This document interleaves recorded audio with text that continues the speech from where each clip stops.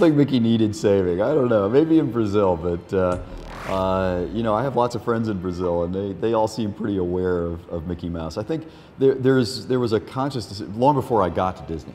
There was a conscious decision that I had been told about to sort of rest Mickey, give him a break, and he didn't appear. It was about 10 years where he just didn't appear in any games except like the Kingdom Hearts stuff, where he's kind of a secondary character.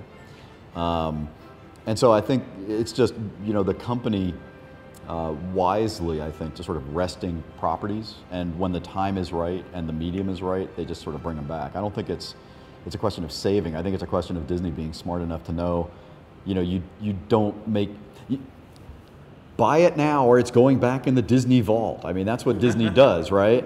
And I think that's what they did with Mickey. So, you know, I don't think you needed. I didn't save Mickey. Yeah, that would be too grandiose even for me.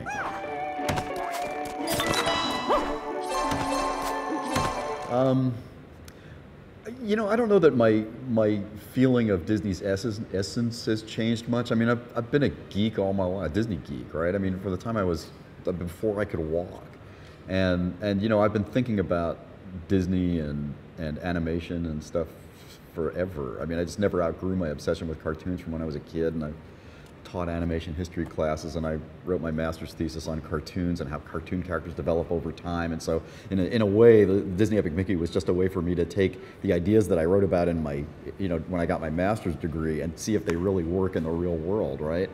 So honestly, I don't think it's changed much. What I have come to appreciate is, you know, everybody at Disney isn't a Disney person per se. It's not like everybody at the company is like a charter member of the D23 fan club like I am, right? But there are little pockets of Disney weirdness at Disney that I swim in them, you know? It's like Becky Cline, the director of the Disney Archives.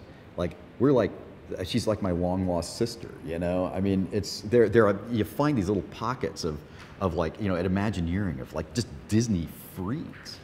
And it's like, yeah, I have to seek those out. It's like you know, Charlize Theron or something taking a milk bath to make herself young, right? You know, I mean, I have to sort of immerse myself in that every once in a while. And you know, to be frank, when you're working at Electronic Arts or Origin or Looking Glass or Steve Jackson Games or TSR, the other places I've worked, IDOS, you can't even admit you're a Disney fan, you know. And just to be able to come out of that closet was really nice. You know, I was able to get out my mouse ears and display them proudly after all these years.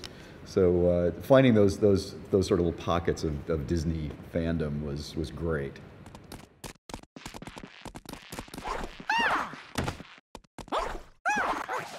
That's why it's so much fun to do a multiplayer game. That's why, frankly, that's why I've been so scared to do it. And why it's so cool to do it, right? The only time I've ever tried a multiplayer experience before this was on Deus Ex in the Game of the Year edition. We were doing it for fun. It was not like any of us expected to take over the world or anything. It's like, hey, I wonder if it really makes any difference if you have multiple solutions to problems and characters can do different things based on, you know, their like augmentations and all that stuff. Let's see what that does to the multiplayer experience, you know? And it really did change multiplayer. And in this case, what we're seeing is players are not there. We haven't seen too many arguments. We see a lot of cooperation, which is really cool. The coolest thing about multiplayer for me is that everything gets easier when you work together, and you can get to places that you can't get to alone when you work together. So we see a lot of cooperation, and then we see a lot of griefing. Oh my God, it's unbelievable. I mean, yeah, there's a lot of spinning people into thinner pools and a lot of shocking people and everything. But mostly it's cooperation, which is really kind of, I mean, I don't care how people use the tools. It's up to them to decide what's fun. But personally, I am kind of gratified that they're cooperating a lot. Haven't seen a lot of arguing. Actually, that's kind of disappointing now that I think about it. You know, yeah. But it's at the end of the day, it's always Mickey that makes the decision, right? I mean, we're back to baby steps, right? This is the first time anybody in my leads group, certainly the first time, I'll only speak for myself, this is the first time I've ever worked on a real multiplayer storytelling experience, right? And so this is all just an experiment for me. I mean, next time we'll do more and deeper and I hope better. But what we've seen is cooperation more than anything else. I wonder if I should do something to change that, actually. What do you think? Do you guys think should people be arguing a lot?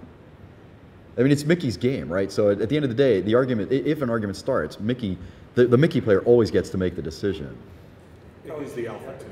He's the alpha too, yeah. Well, I wouldn't utter my name in the same breath as Maurice Sendak, so thank you for doing that. But I don't think about it that deeply, I guess. I just really believe that games need to be about something, just like any other storytelling medium works to be about something. And it's just kind of the way I think. Most of the people on my team probably think I'm nuts. They're probably thinking, oh, let's just make a fun jump. I mean, I don't even use the word fun ever. I mean, fun is not the goal, right? I mean, in fact, who was it? It was, like at Video Games Live last night, Genova Chen came out and Tommy Tallarico asked him, where do you start your games? What do you want? And he gave the answer that he always gives, which is perfect. He said, I always start with what emotion do I want people to feel? And I was sitting there thinking, wow, that is not what I do at all.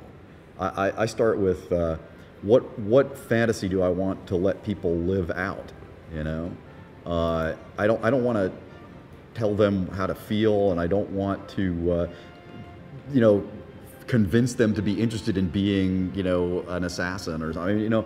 I want to what fantasy do I want them to live out? And then I think, what do I want them to think about?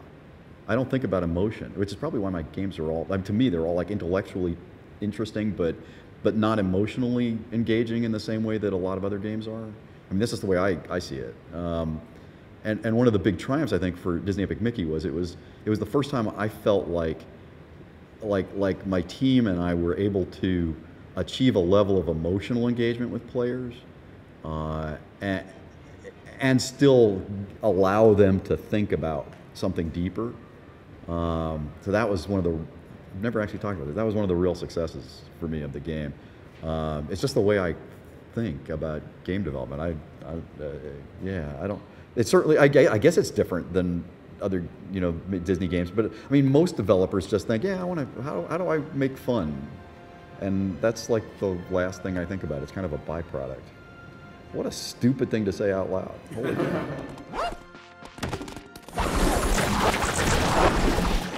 I think they're dealing with it anyway in their everyday lives. I mean, kids are surrounded by craziness, I always have been, right? So I think kids are much more resilient than we give them credit for, and I think Disney, the man, understood that exceptionally well, exceptionally well. Go back and watch Snow White again, it is horrifying.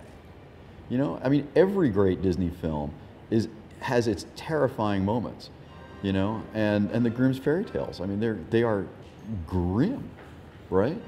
I just think there's a grand tradition of it. And if you want to say that Disney games lost that for a while, I'm not going to argue with you. But I can't see any other way to make a Disney game that's worthy of the name other than to honor what Walt would have done. And I mean, I'll tell you the best thing that happened on this project. Number one thing was I got to the Disney Family Museum in San Francisco asked me to give a talk up there, and I went up there and gave a talk, and Walt Disney's daughter came to the talk, and I got to show her the game, and she looked at it and she just said, "Dad would have been proud." And that's a career-making moment. I could retire at that point. So. I just try to do what Walt would have done.